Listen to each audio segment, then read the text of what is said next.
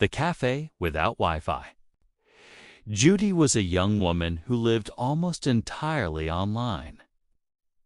From the moment she woke up until the moment she went to sleep, a screen was never far from her eyes.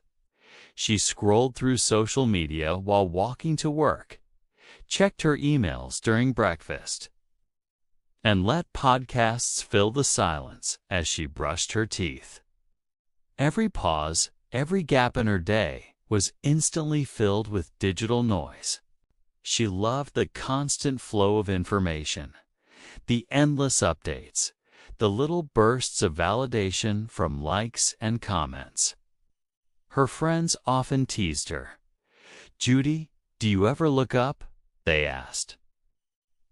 She always laughed and replied, "Course, I do when there's a sunset filter worth photographing." The joke carried some truth.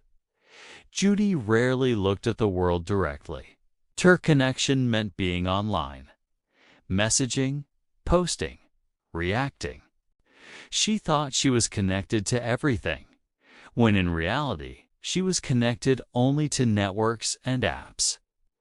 One rainy afternoon, Judy decided to stop at a cafe before heading to the library. She had read about a new spot called the Bean and Brew, which supposedly had the fastest Wi-Fi in town. Perfect, she thought. She imagined ordering a latte, settling by the window, and diving into her usual digital routines.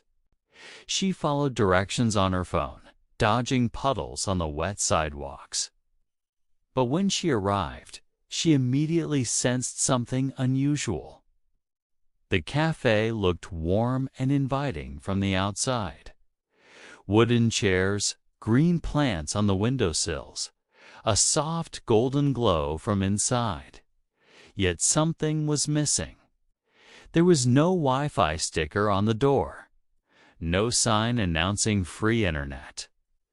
Judy frowned. Maybe it was just inside. She stepped through the door. The bell above it chimed softly. Inside, the smell of roasted beans and fresh pastries wrapped around her. Jazz played in the background, low and soothing. The place looked cozy, people chatting quietly, an older man reading a hardcover book, a woman sketching in a notebook.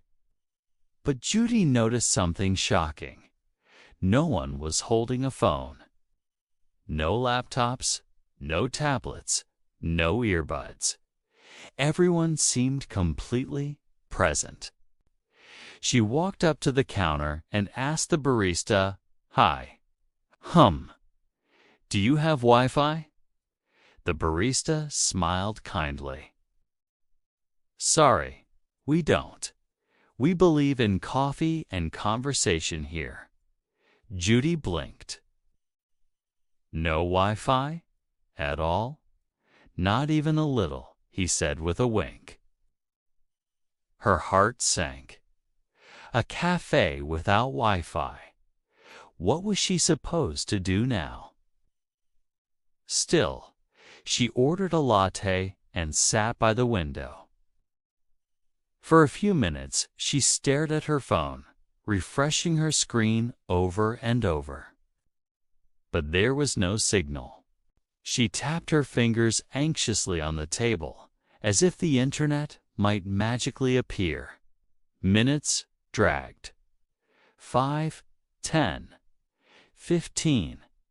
Judy felt restless, trapped, almost panicked.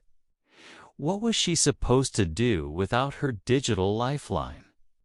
Then something surprising happened. The man at the next table smiled at her. "You look like you're surviving without Wi-Fi," he said. Judy laughed nervously. "I think I might be dying, actually." "Don't worry," he chuckled. "It's easier than you think. Try talking to someone, or just listen. You might enjoy it." She didn't know how to respond, but for the first time in a long while, she lifted her eyes from the phone and noticed her surroundings.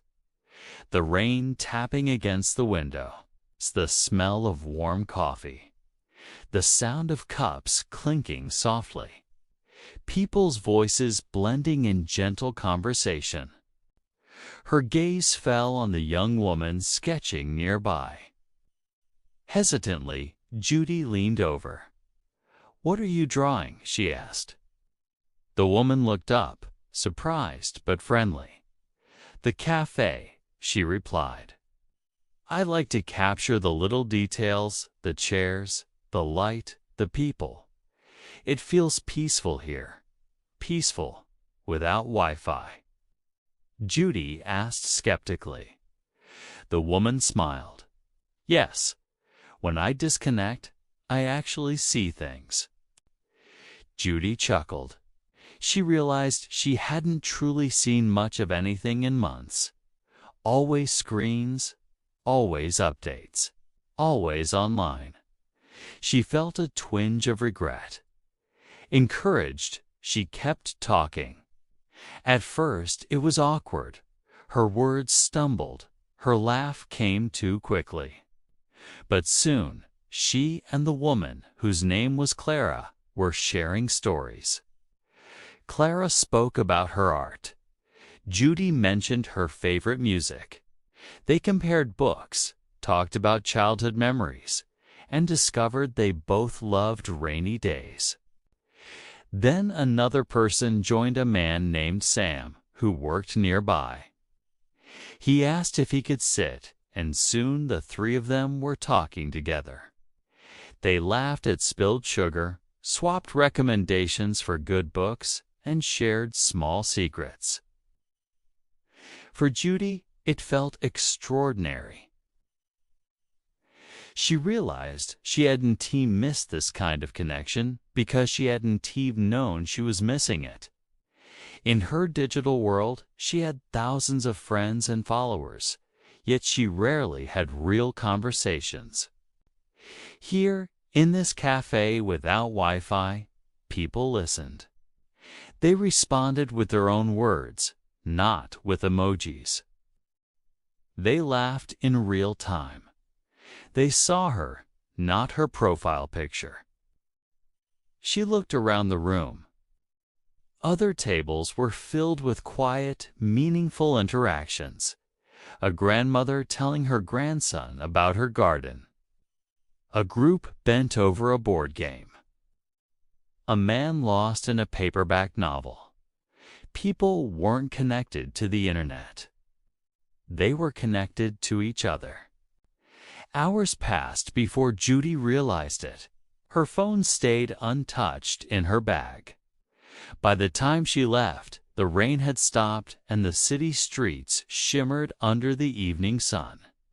She hadn't checked her notifications all afternoon and she didn't miss them. The next day, Judy returned, and the day after. Soon, it became a habit. She began carrying a notebook, writing down thoughts, sketches of ideas, even lyrics to songs she had never shared. She met the same people again and again, slowly building friendships. She realized the cafe had become a sanctuary, one she didn't even know she needed. Her life began to shift in subtle but powerful ways. She still used her phone, of course, but she no longer depended on it for her sense of identity or comfort. She learned that being connected online wasn't the same as being connected in person. Useful English phrases began slipping naturally into her conversations. "What do you think about this? Have you ever tried? I hadn't thought about it that way. It's nice to meet you.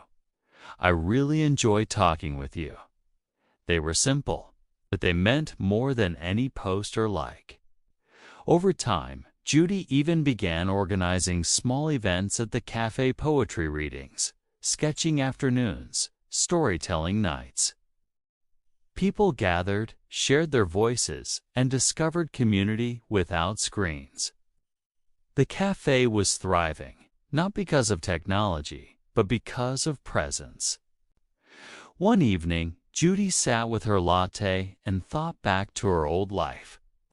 She once believed constant online activity meant constant connection. Now she knew the truth. Connection requires presence. It means listening, speaking, laughing, and sometimes simply sitting together in silence. Notifications would always come and go.